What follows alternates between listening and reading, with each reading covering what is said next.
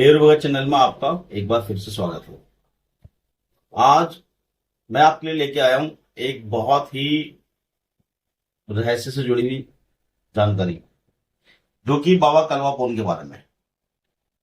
और कई लोग तो ये भी कहते हैं कि जब सारे देवता थक जाते हैं तब बाबा कलवा पोन अपनी पावर दिखाते हैं, अपनी शक्ति दिखाते हैं। और जहां तक मैं समझता हूँ ये सब चीजें सही भी हैं, क्योंकि बाबा कलवा पोन एक बहुत बड़ी शक्ति है। जैसा कि आप जानते हैं कि हम डेयर भगत चैनल पर अलग अलग समय पर अलग अलग देवी देवताओं के बारे में जानकारी लेके आते रहते हैं। उसी सिलसिले को आगे बढ़ाते हुए आज हम आपके लिए लेके आए हैं बाबा खरदोनी के कलवा पौन के बारे में कुछ रहस्यमयी जानकारियां, जिनको जानकर शायद अगर आपके दिमाग में कुछ सवाल होंगे तो वो सवालों का शायद आपको जवाब मिल जाए। कोशिश करूंगा कि ज्यादा से ज्यादा आपको जानकारी दे सकूं, और आपके जो दिमाग में जो सवाल चल रहे हैं या फिर जो मुझे कमेंट में आप लोगों ने सवाल लिख के दिए हैं, जिनके जिस चीज के बारे में आपने मुझसे पूछा है, कोशिश करूंगा कि वो सब चीजें, उन सभी चीजों का आपको मैं अच्छे से जवाब दे सकूं। साथियों, एक बात और मैं यहां कहकर चल रहा हूं पहले ही वीडियो के स्टार्ट में, कि संपूर्ण जानकारियां शायद किसी के भी पास नहीं है, उसमें चाहे मैं हूं या कोई भी है। और संपूर्ण जानकारियां होना बहुत ही रेयर मामला है कि किसी भी गुरु को, किसी भगत को संपूर्ण जानकारियां हों, क्योंकि हर गुरु का अपना अलग ज्ञान है, हर गुरु का अपना जिसके गुरु ने जो जिस चेले को, जिस साधक को बता दिया हो, उसके लिए वही सब कुछ सच है। तो जो मेरे गुरु ने मेरे को जानकारियां दी हैं, जो मेरे गुरु ने मुझे बताया, मेरे लिए वो सब सच है। तो उन्हीं सब चीजों को आज मैं आपके सामने साझा करूंगा। तो जैसे कि हम अपने टॉपिक पर वापस आते हैं, हम बताते हैं कि बाबा कलवा पोन के बारे में जितना गुरु ने बताया है या फिर जो जानकारी हम हासिल कर चुके हैं, उन सभी का आधार पर आपको आज मैं जानकारी देने की कोशिश करूंगा, और कोशिश करूंगा आपके सभी सवालों का जवाब देने की, जो भी आप लोगों ने कमेंट में मुझसे पूछे गए हैं और बाकी वीडियो में। साथियों, जैसा कि बहुत सारे लोग बाबा कलवा पोन को बाबा भगवान शंकर का अवतार मानते हैं, और ये बात लगभग सही भी है। मेरे गुरु ने मुझे ऐसे ही बताया है कि भगवान शंकर के जटाओं में विराजमान थे वीरभद्र। वीरभद्र भगवान शंकर की जटाओं में विराजमान थे, और भगवान शंकर से नागा साधु, जो कि भगवान शंकर के परम भक्त होते हैं, तो नागा साधुओं ने जो है भगवान शंकर से बाबा वीरभद्र को मांग लिया।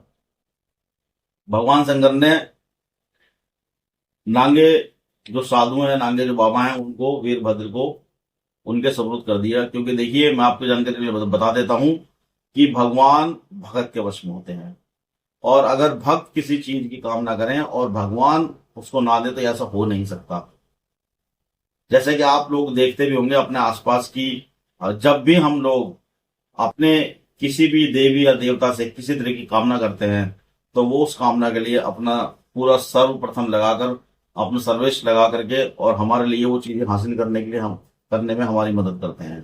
तो ये एक जानकारी जो मैं आपको बताने जा रहा हूँ, ये बिल्कुल परफेक्ट जानकारी है कि हाँ, कोई भी भगवान हो, कोई भी देवी हो, देवता हो, वो अपने साधक, अपने भक्त के वश में होते हैं।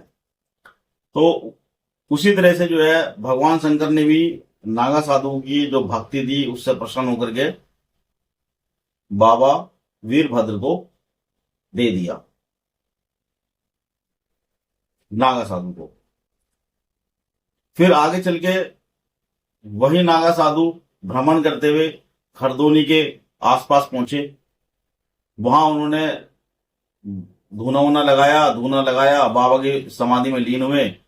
वहीं पर जो है एक रखवा गुरु नाम से एक व्यक्ति रहते थे, रखवा के नाम से। रखवा गुरु तो बाद में उनका नाम लगा, पहले रखवा का नाम था उनका। तो वो रखवा जो थे, वो एक दलित समाज से थे, एक अगर कह ले तो वाल्मीकि समाज से थे। तो उन्होंने क्या सोचा, रखवा जी ने क्या सोचा, रखवा गुरु ने क्या सोचा कि भाई इतने बड़े बड़े साधु यहाँ आए हुए हैं और इनके रहने सहने की जो जगह हैं ये काफी क्या नाम है, मतलब रहने लायक नहीं है, अनुकूल नहीं है। तो उस एरिया को साफ सुथरा करना शुरू कर दिया। उस एरिया में सुबह झाड़ू पोछा जो भी उन्हें करना होता था, झाड़ू वाड़ू लगाया, वो लिपाई पोताई की, गाय के गोबर से वहां सब साफ सफाई करना शुरू कर दिया। धीरे धीरे समय बीतता गया। समय बीतने के अनुसार जो नागा साधु थे उनकी समाधियां खुलनी शुरू हुई। नागा साधु की समाधि खुलने के बाद में नागे बाबा ने पूछा कि भाई तुम कौन हो और कब से हमारे यहाँ सेवा कर रहे हो। उन्होंने बताया कि महाराज मैं इतने लंबे समय से ऐसे सेवा कर रहा हूँ और आपकी जो है सेवा में लीन हूँ। आप सब भगवान का ध्यान किए हुए थे, इसलिए मैंने आपके आसपास जो है सब कुछ साफ सफाई की व्यवस्था करी है। नागा साधु उन सब चीजों से बड़े प्रसन्न थे। उनके आसपास जितनी भी साफ सफाई थी सब देख कर वो बड़े प्रसन्न हुए, बड़े खुश हुए। तो नागा साधु ने कहा कि ठीक है भाई, तुमने निस्वार्थ हमारी सेवा की है, इसलिए हम भी तुम्हें एक चीज देना चाहते हैं और वो निस्वार्थी वो चीज देंगे। तो बाबा जो नागा साधु थे उन्होंने जो है एक डिबिया निकाली अपने जूड़े से। उस डिबिया को निकालने के बाद जो वहां धोने की राख इकट्ठा थी उस राख से एक बच्चा बनाया और वो डिबिया की जो डिबिया थी उसके जो प्राण थे वो वीरभद्र के जो प्राण थे वो उस बालक में जो मिट्टी का धोने का बनाया था उसमें डाल दिया। धोने के बच्चे में प्राण डलते ही वो इंसानी रूप में आ गई, क्योंकि शक्तियां थी, वीरभद्र बाबा की शक्ति थी। और वो बच्चा उनको दे दिया कि जाओ उस बच्चे को ले जाओ, अपने साथ रखो, पालो पोसो और ये तुम्हें बहुत सहायता देगा, तुम्हारे काम काज जो है उनमें काफी वृद्धि देगा। और वैसा ही हुआ। जैसे ही रखवा गुरु उसको अपने घर लेके आए, उनका एक व्यापार था जो सुअर को बेचने का और सुअर खरीदने का व्यापार था उनका। उस समय वो उनका जो व्यापार था वो फलने फूलने लगा और अच्छे ढंग से चलने लगा और बढ़ता गया। रखवा गुरु भी जो है वो अमीर होते चले गए। पहले गरीब थे, दलित थे, लेकिन फिर अमीर होते चले गए। और रखवा गुरु ने ही बाबा वीरभद्र को ये नाम दिया कलवा, क्योंकि वो राख से बने हुए थे धोने की, तो उनका जो रंग था वो काला था। अब जब हमारा भी कोई बच्चा होता है और वो थोड़ा रंग से अगर काला होता है तो हम भी उसका किसी को कालू नाम रख देते हैं, किसी का कलवा नाम रख देते हैं, कोई गोरा है तो उसको भूरा नाम रख देते हैं। तो इस तरह से उसका भी एक नाम ये रखवा गुरु ने ही दिया, कलवा। जब कलवा पौन जी का वो कलवा का नाम मतलब वीरभद्र का नाम कलवा पड़ गया, कलवा पड़ने के बाद सब कुछ चलता रहा और धन अर्जित हम होने लगा। रखवा गुरु भी फलने फूलने लगे अच्छे ढंग से, खड़दोनी खेड़े के अंदर अच्छा उनका नाम होना शुरू हो गया। तो एक दिन क्या हुआ कि एक जो उनका जो व्यापार था सूरों का, रखवा गुरु जी का, तो उनके पास एक सूरी थी। उस सूरी ने जो है कुछ बच्चे दिए। जब बच्चे दिए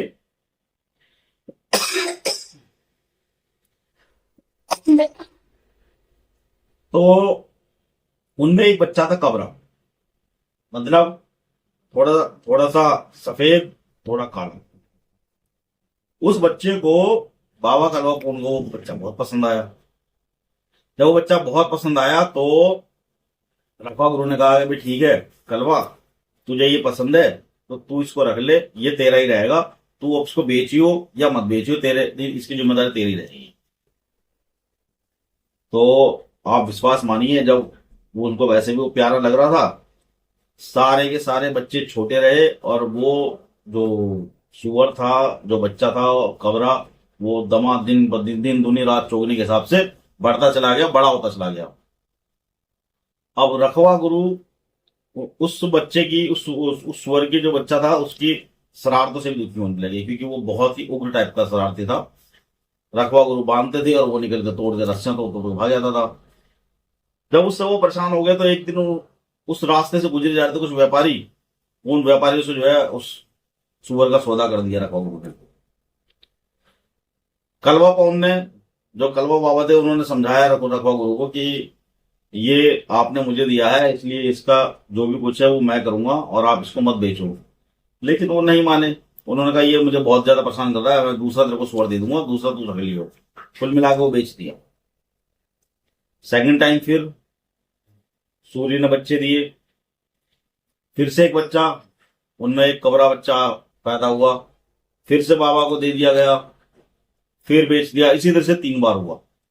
जब 3 बार हो गया तो बाबा कलवापुर ने कहा कि अब ये आप गलत कर रहे हो, बिल्कुल मत मत बेचो। लेकिन वो नहीं माने और वो बेच दिया। अब होता क्या है, विधि के विधान थे, सब चीजें होनी थी। वो जो गांव था खरदोनी, उस गांव के अंदर कुछ मुस्लिम लोग भी रहते थे। तो उन्हीं में से एक माता थी जिनका कई बार कलवापन बाबा बहुत जगह उनका जयकारा लगाते हैं। उनका नाम था, नाम उनका सही मायने में उनका नाम कोई नहीं जानता, इसलिए माता रांगणी के नाम से उनका जयकारा लगाते हैं बाबा कलवापुर। माता जो रांगणी है, यानी कि वो मुस्लिम समाज में एक बिरादरी होती थी रांगड़। तो वो भी जो है, वो जो माता थी, उनको वो रांगणी माता इसलिए कहा गया क्योंकि वो रांगड़ समाज से थी। तो उन माता को जो है, अक्सर पहले आपने देखा होगा, पुराने टाइम की बातें हैं, लोगों को एक दूसरे के सर में जू देखने का बड़ा शौक होता था। तो वही शौक उन माता को भी था। तो उन्होंने क्या करा, कलवा को बुलाया, कलवा को बुला के कहने लगी कि ला, मैं तेरा सर साफ कर देती हूँ, तेरे सर की जू देख लूंगा। और वो जू देखने लगी सर में। अब नागा साधुओं ने जो है, जब वो मिट्टी का पुतला बनाया था राख का, तो वो शक्तियां डाल करके जब आत्मा उस राख के पुतले में डाली, तो वहां पर उन्होंने एक कील उस राख के पुतले में लगाई थी, जिससे कि वो आत्मा वहां रह करके उसी उसी शरीर में वास करती रहे। अब जैसे ही उसे माता को दिखाई दी वो कील, तो माता डर गई। जो रागणी माता थी, डर के हमारे उन्होंने क्या करा कि वो कील रखवा गुरु जो कर मैं कलवा पोन के सर से निकाल दी। निकालते ही बाबा वीरभद्र की आत्मा वहां से बाहर आ गई, और वो जो राख का बना हुआ शरीर था वो ढेर हो गया, और अपने असली रूप में आते ही उग्र शक्ति है। तो जा करके उन्होंने सबसे पहले रखवा गुरु को मार दिया। उन्होंने सीधा कहा जाकर के, देखो तुमने मेरे स्वर 3 बार बेचा, तुमने 3 गलतियां की, उसकी ये सजा है। उनको मार दिया, और रखवा इसी हिसाब से उनके सबसे पहले गुरु रखवा कहलाए। अब कहानी कुछ और भी चलती है इससे आगे, कि उसी बीच रखवा की एक लड़की थी जिसका नाम था लक्ष्मी। अब उस लक्ष्मी के यहां पर शादी थी। उस शादी के अंदर जब उस लड़की लक्ष्मी के यहां शादी थी, तो लक्ष्मी ने जो है, लक्ष्मी के यहां से नोता आ गया भात का। भात का नोता पहुंचा रखवा के घर, और रखवा वहां मर चुके थे।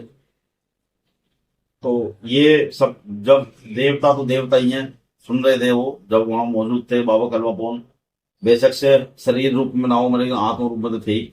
उन्होंने देखा कि वहां से नोता आ गया है, और क्या नाम है, भात भरना है। जो भी वहां से नोता लेके आया था उसको भी बिठाया, उसको आदर सत्कार किया रखवा के रूप में। और फिर जब भात भरने का टाइम आया, तो रखवा बनकर रखवा के रूप धारण किया, और जा करके उन्होंने वहां पर भात भरा। जब वो भात भर रहे थे, तो वहां पर सब कुछ ठीक ठाक निपट गया। निपटने के बाद उनके जो लक्ष्मी के जो पति थे, उनका नाम था सोन। फिर सोन ने उनको पहचान लिया। वो भी जानकार थे, भगत थे उस समय के। उन्होंने पहचान लिया कि तुम रखवा तो हो नहीं, तुम तो वो हो कलवा हो। तो फिर वो सबसे पहले उनके शरीर में आए और वहां खेले। इसलिए उनके दूसरे गुरु अगर कहलाते हैं तो वो सोम गुरु कहलाते हैं। ये तो वो कहानी रही जो चल रही होती है। इसके अलावा एक कहानी और प्रचलित है। एक कहानी ये प्रचलित है, एक कहानी और प्रचलित है कि महाभारत में घटोत्कच नाम के एक योद्धा हुए। जो कि भीम के पुत्र थे। तो भीम के जो पुत्र थे, जब वो महाभारत में मारे गए तो उनकी जो आत्मा थी उसको नागा साधुओं ने अपने पास रख लिया, क्योंकि वो भी बहुत उग्र शक्ति थी, बड़ी शक्ति थी, और उससे वो अपने काम लेने लगे। फिर उसके बाद भाई वो उस वहां पहुंचे, और पहुंचने के बाद जो है वो शक्ति रखवा गुरु को दे दी गई, और रखवा गुरु ने बाकी कहानी जो है वो बिल्कुल सेम ही है जो मैं आपको अभी पहले बता चुका हूं। यानी कि दो तरह की कहानियां इनके साथ चलती हैं। अब ये कहानी इसलिए चलती है क्योंकि कहीं कहीं किसी किसी साधक पर बाबा कलवापौन माता हड़म्पा की विजय बोलते हैं। तो इसी तरह से जो है, और जो माता हड़म्पा थी वो भीम की पत्नी थी। तो इस हिसाब से कुछ लोग उनको जो है महाभारत से जुड़ी सी चीजों से जोड़ते हैं, उनको जोड़ते हैं कि वो शायद वो घटोत्कच के भी रूप हैं। और इधर जो है जो एक कहानी दूसरी है वो कि ये भगवान शंकर के रूप में है। अब ये हर साधक के अपना विचार है, अपने मत हैं कि वो उसको किस रूप में मान लें। कुछ घटोत्कच के रूप में उनको उनका पिछला जन्म घटोत्कच मान करके उनको पूजा करते हैं। कुछ लोग स्वयं भगवान शंकर के वीरभद्र के अवतार मानकर उनकी पूजा करते हैं। तो ये दोनों ही चीजें अपनी अपनी जगह सत्य हैं, अपनी अपनी जगह सही हैं। अब बात आती है कि इतनी बड़ी शक्ति है, इतनी बड़ी पावरफुल चीजें हैं, तो अब इससे आगे फिर हुआ क्या? इससे आगे सिर्फ यही हुआ कि इन्होंने लोगों के दुखों को दूर करना शुरू कर दिया, और धीरे धीरे ये पूरे जगत में फैलते चले गए, और आज लोग इनको पूजते हैं, इनकी सेवा करते हैं। तो साथियों, मैं समझता हूँ शायद जितने भी सवाल आपने मुझे कमेंट में किए, मैं उन सभी के शायद जवाब दे चुका हूं। अगर कुछ इस बीच में मैंने कुछ गलत भी कहा हो, कोई जानकारी शायद मेरे पास गलत हो, तो उसके लिए मैं क्षमा चाहता हूं। आप उसके लिए आप मुझे कमेंट में बता सकते हैं कि भाई आपने ये जानकारी यहां से गलत दी है, तो उसके लिए मैं क्षमा भी चाहूंगा। बाकी मैंने अपनी तरफ से पूरी कोशिश की है, जितना मैं एफर्ट लगा सकता था वो एफर्ट लगा के मैं आपके लिए जानकारी निकाल के लाया हूं।